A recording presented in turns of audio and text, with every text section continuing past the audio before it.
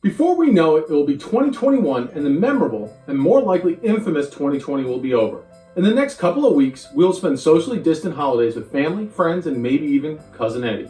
I'll go over 7 items you may want to consider before the year is over so you won't end up on the naughty list.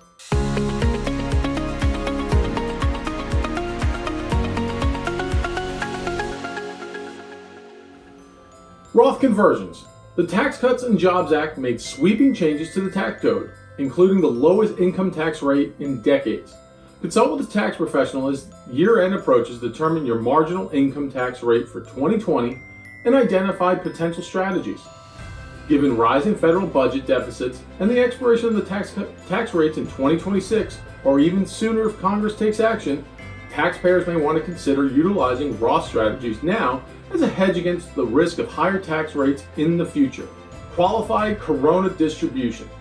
Under the CARES Act, the 10% early withdrawal penalty is waived for distributions up to $100,000 in 2020 for those diagnosed with COVID-19 or those whose spouses or dependents are diagnosed with it, or those who have experienced adverse financial consequences such as being laid off or quarantined due to the pandemic.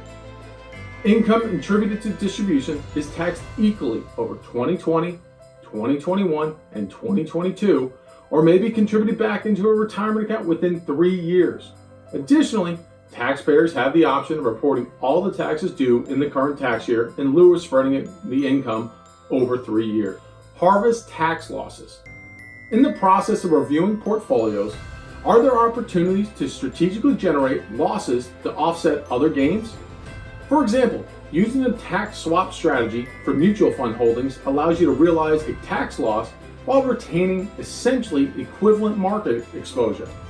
Review beneficiary designation. Late last year, Congress passed the Secure Act, which eliminates the stretch option on distributions from inherited retirement accounts under the new rules.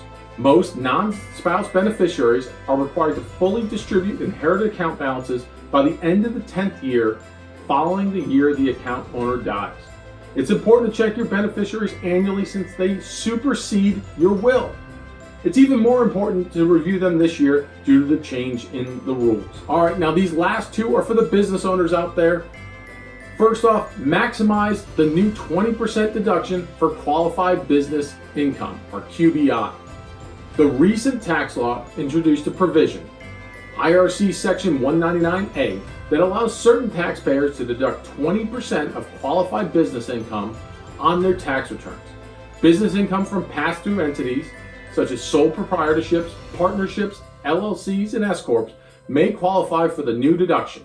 Business owners at higher income levels, so $213,300 for individuals or $426,600 for couples, may be limited or restricted from utilizing the deduction, so strategies to reduce taxable income under those thresholds may be advantageous. Transform net operating losses into tax-free income with a Roth IRA conversion. If you're a business owner who will record a net operating loss this year, you may be able to use it to their advantage. Unlike net capital losses, where taxpayers are limited to using only $3,000 annually to offset any ordinary income tax, taxpayers can generally apply net operating losses against 80% of taxable income.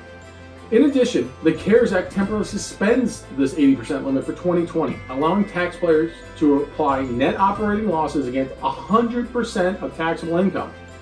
Business owners carrying forward large net operating losses can use those losses to offset additional income from the Roth IRA conversion.